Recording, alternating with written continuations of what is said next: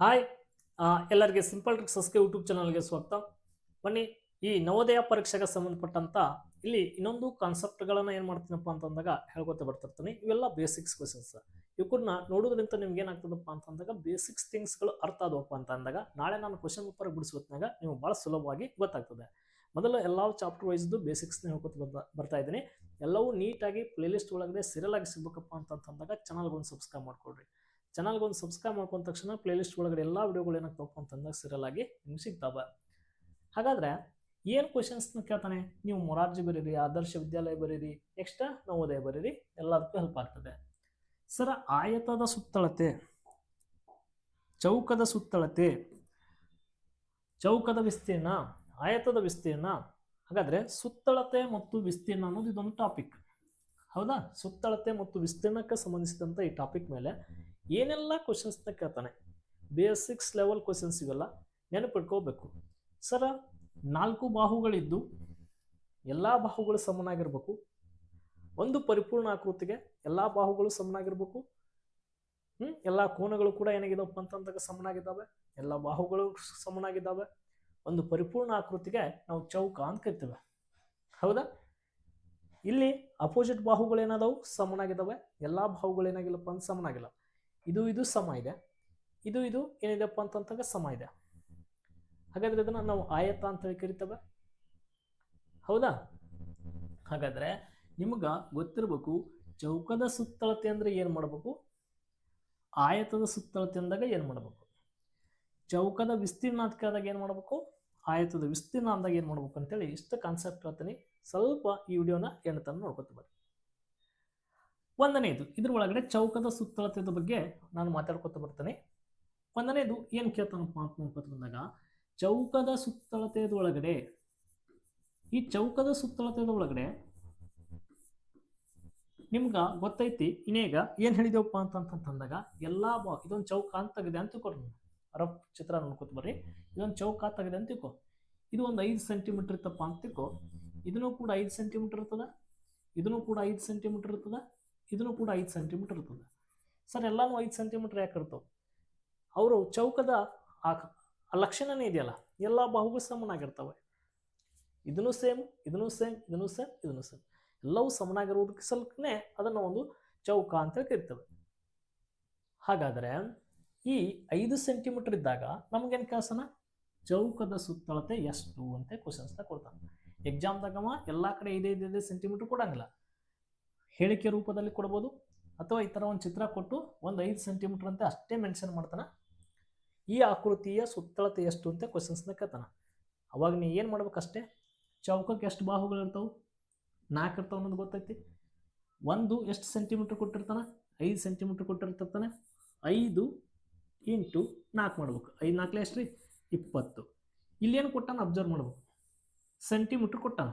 ಹೌದಾ? ಇಲ್ಲೇನು ಕೊಟ್ಟಾನ, ಸೆಂಟಿಮೀಟರ್ ಕೊಟ್ಟಾನ. ಹಾಗಾದ್ರೆ ಆನ್ಸರು ಕೂಡ ಯಾವಾಗಲೂ ಸೆಂಟಿಮೀಟರ್ದಾಗ ಬರೀಬೇಕು, 20 ಸೆಂಟಿಮೀಟರ್. ನಾನು ಇನ್ನೊಂದು ಕಾನ್ಸೆಪ್ಟ್ ಹೇಳ್ತೀನಿ. ಸುತ್ತಳತೆ ಅಂದಾಗ ಕೂಡಿಸ್ರಿ, ವಿಸ್ತೀರ್ಣ ಅಂದಾಗ ಗುಣಿಸ್ರಿ. ಸರ, ಇಲ್ಲಿ ಸುತ್ತಳತೆ ಅಂತ ಐತಿ, ನೀವು ಇನ್ಯಾಗಾರ ಹೇಳಿದ್ರಿ ಕೂಡಿಸ್ರಿ ಅಂತೇಳಿ, ಮತ್ತು ನೀವ್ಯಾಕೆ ಗುಣಿಸಿರಿ ಅಂತ ಕೇಳ್ಬೋದು ಒಂದು ಜನ. ಹೌದಾ? ಸುತ್ತಳತೆ ಅಂದಾಗ ಕೂಡಿಸ್ರಿ, ವಿಸ್ತೀರ್ಣ ಅಂದಾಗ ಗುಣಿಸ್ರಿ, ಮತ್ತು ನೀವ್ಯಾಕೆ ಗುಣಿಸಿದ್ರಿ, ಇಲ್ಲಿ ಕೂಡಿಸ್ಬೇಕಾಗಿತ್ತು. ಕೂಡಿಸಿದ್ರು ಕೂಡ ಅಷ್ಟೇ ಬರ್ತದೆ. ಇಲ್ಲಿ ನೋಡ್ರಿ, 5 ಐತಾ, ಇದು 5, ಇದು 5, ಇದು 5, ಇದು 5, ಟೋಟಲ್ ಎಷ್ಟು ಅದಾವ, 5 5, 4 5 ಅದಾವ. ಹೌದಾ? ಒಟ್ಟು ಕೂಡಿಸಿದ್ರು ಅಷ್ಟೇ ಬರ್ತೈತಿ. 5 5 10, 5 5 10, 10 10 ಎಷ್ಟಾಗಿರ್ತದೆ, 20 ಆಗಿರ್ತೈತಿ. 20 ಸೆಂಟಿಮೀಟರ್ ಆಗ್ತದೆ. ಹಾಗಾದ್ರೆ ಸಂಕಲನದ ಇನ್ನೊಂದು ರೂಪವೇ ಗುಣಾಕಾರ. ಸಂಕಲನದ ಇನ್ನೊಂದು ರೂಪವೇ ನಾವು ಗುಣಾಕಾರ ಅಂತ ಕರೆಯುವುದರಿಂದ, ಚೌಕದರ ಒಳಗಡೆ ಎಲ್ಲಾ ಬಾಹುಗಳು ಸಮ ಆಗಿರುವುದರಿಂದ ಅದ್ರ ಒಳಗಡೆ ಒಂದು ಬಾಹು ತೆಗೆದುಕೊಡ್ರಿ. ಅಲ್ಲಿ ಎಷ್ಟು ಕೊಟ್ಟಿರ್ತಾನ ಅದು ತಗೋಬೇಕು. ಇಲ್ಲಿ 5 ಕೊಟ್ಟಾನ, ಅದಕ್ಕೆ 5 ತಗೊಂಡಿನಿ, ಇಂಟು 4 ಫಿಕ್ಸ್ ಮಾಡ್ಬೇಕು. ನೀವು ಕೂಡಿಸ್ಕೋತಾ ಹೋದ್ರೂ ಅಷ್ಟೇ ಬರ್ತದೆ, ಗುಣಿಸ್ಕೋತ ಹೋದ್ರೂ ಕೂಡ ಅಷ್ಟೇ ಬರ್ತದೆ. ಇದು ಚೌಕದಲ್ಲಿ ಮಾತ್ರ. ನಾ ಈ ಪರ್ಟಿಕ್ಯುಲರ್ ಆಗಿ ಹೇಳಕತ್ತೇನೆ. ಇಲ್ಲಿಕಪ್ಪ ಅಂದ್ರೆ ನಿಮ್ಗೆ ಕನ್ಫ್ಯೂಸ್ ಆಗ್ತಿತ್ತಂದ್ರೆ ಸುತ್ತಳತೆ ಅಂದಾಗ ಕೂಡಿಸ್ಬಿಡ್ರಿ. ಎಲ್ಲ ಇಲ್ಲಿ 10 ಕೊಟ್ಟಿದ್ದ 10 10 10 4 ಸಲ ಬರ್ಕೋರಿ, ಕೂಡಿಸ್ರಿ. ಇಲ್ಲಿ 20 ಕೊಟ್ಟಿದ್ದ 20 20 20 ಬರ್ಕೋರಿ, 4 ಸಲ ಕೂಡಿಸ್ರಿ. ಆದರೆ ಒಂದು ಅಬ್ಸರ್ವ್ ಏನು ಮಾಡ್ಬೇಕಪ್ಪ ಅಂದಾಗ, ಇಲ್ಲಿ ಸೆಂಟಿಮೀಟರ್ ಕೊಟ್ಟಿದ್ದಂದ್ರೆ ಆನ್ಸರ್ ಸೆಂಟಿಮೀಟರ್ದಾಗ ಬರಿಬೇಕು. ಒಂದು ವೇಳೆ ಒಂದು ಚೌಕದ ಅಳತೆ ಎಷ್ಟಪ್ಪ ಅಂತಂದಾಗ 10 ಮೀಟರ್ ಆಗಿದೆ. ಹಾಗಾದರೆ ಅದರ ಸುತ್ತಳತೆ ಎಷ್ಟು ಅಂತ ಕ್ವಶನ್ಸ್ ಕೊಟ್ಟಂದ್ರೆ 14 40 ಬರಿಬೇಕು. ಆಪ್ಷನ್ಸ್ ಒಳಗಡೆ ಏನು ಕೊಟ್ಟಿರ್ತಾನ 40 centimetre, 40 kilometre, 40 square centimetre, 40 metre ಅಂತ ಆಪ್ಷನ್ಸ್ ಕೊಟ್ಟಿರ್ತಾನೆ ನಾನು. ಅವಾಗ ನೀವು ಯಾವ್ದು ಹಾಕ್ಬೇಕು? ಎಲ್ಲಾನು 40 ಅದಾವೆ. ಆನ್ಸರ್ ಯಾವ್ದು ಹಾಕ್ಬೇಕು ಅನ್ನೋದು ಇಂಪಾರ್ಟೆಂಟ್. ಸುತ್ತಳತೆ ಒಳಗಡೆ ಸೀದಾ ನೆನಪಿಟ್ಕೊಂಡ್ಬಿಡ್ರಿ. ಇಲ್ಲಿ ಏನು ಕೊಟ್ಟಿರ್ತಾನಲ್ಲ ಸಂಖ್ಯೆ ಜೊತೆ ಮೀಟ್ರ್ ಕೊಟ್ಟಿದ್ನಂದ್ರೆ ಆನ್ಸರ್ ಕೂಡ ಮೀಟ್ರ್ದಾಗ ಹಾಕ್ಬೇಕು. 40 ಮೀಟರ್. ಇಲ್ಲಿ ಸೆಂಟಿಮೀಟರ್ ಕೊಟ್ಟಿದ್ದ, ಹಾಗಾದ್ರೆ 20 ಸೆಂಟಿಮೀಟರ್ ಹಾಕಿದೆ. ಅರ್ಥ ಆಯ್ತಿದ್ದು ನಾ ಹೇಳಾತಿದ್ದು? ಇಲ್ಲಿ ಏನು ಕೊಟ್ಟಿರ್ತಾನಲ್ಲ ಅದನ್ನೇ ಹಾಕ್ಬೇಕ್ರಿ, ಫಿಕ್ಸ್, ಏನು ಚೇಂಜ್ ಮಾಡಂಗಿಲ್ಲ. ಅದೇ ಈಗ ನೆಕ್ಸ್ಟ್ ನಾನು ಹೇಳ್ತೀನಿ ಮತ್ತೆ ಎಲ್ಲಿ ಚೇಂಜ್ ಆಗ್ತದೆ ಅಂತೇಳಿ ನೆಕ್ಸ್ಟ್ ನಲ್ಲಿ ನೋಡ್ಕೊತ ಬರೋಣ. ಇದು ಕಾನ್ಸೆಪ್ಟ್ ಕ್ಲಿಯರ್ ಆಯ್ತು ಅಂತ ಅಂದ್ಕೊಂಡಿದ್ದೀನಿ. ಬೇಕಾದ್ರೆ ನಿಮ್ಗೆ ಒಂದಿಷ್ಟು ವರ್ಕ್ ಕೊಡ್ತೀನಿ, ನೀವು ಕೂಡ ಪ್ರಾಕ್ಟೀಸ್ ಮಾಡ್ಬೇಕು. ಇದೊಂದು ಚೌಕ ಇದೆ, 8 ಸೆಂಟಿಮೀಟರ್ ಇದೆ. ಇಲ್ಲೊಂದು ಚೌಕ ಇದೆ, ಇದೊಂದು 20 ಮೀಟರ್ ಆಗಿದೆ.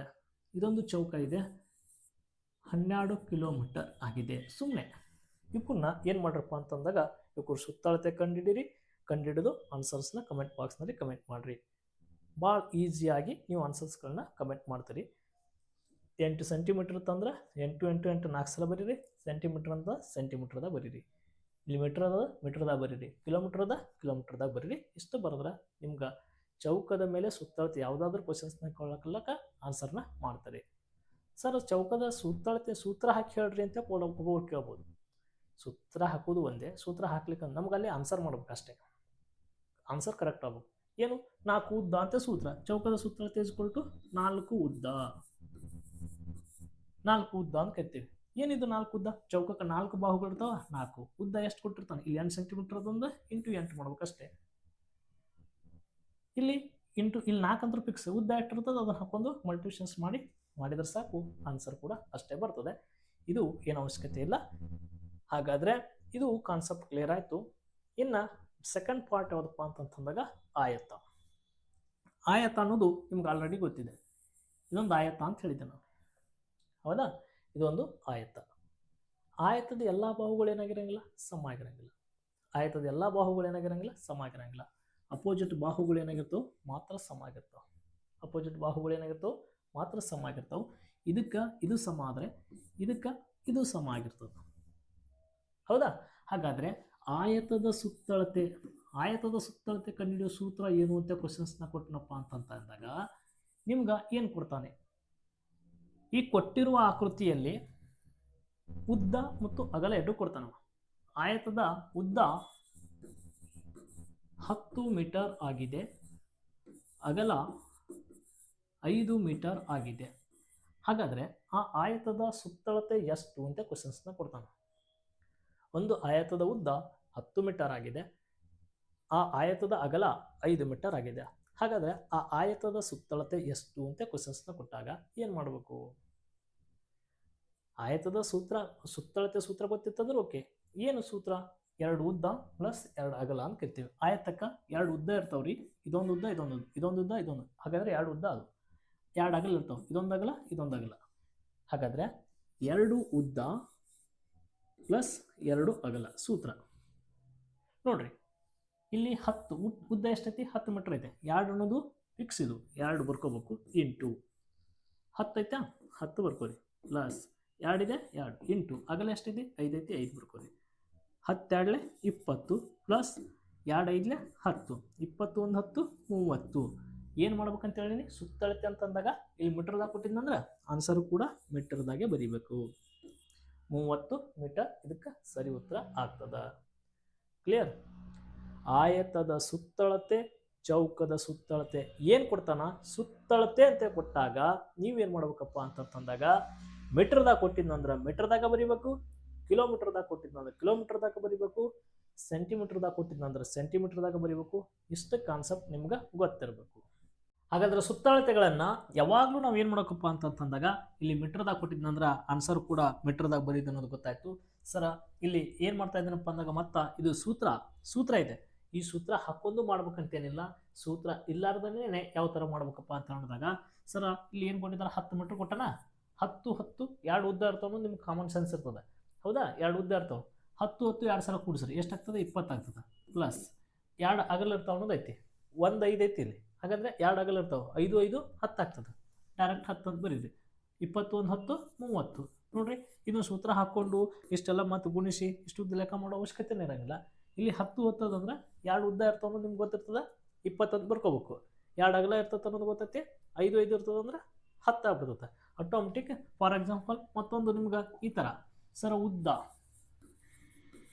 24 ಇದೆ, ಅಗಲ ಎಷ್ಟಿದೆಪ್ಪ ಅಂದಾಗ 8 ಇದೆ ಅಂತ ತಿಳ್ಕೊರಿ. 8 ಮೀಟ್ರ್ ಅಥವಾ 10 ಮೀಟ್ರ್ ಹಿಂಗೇನಾದ್ರು ಕೊಟ್ಟಿರ್ತಾನೆ ಸಮಥಿಂಗ್.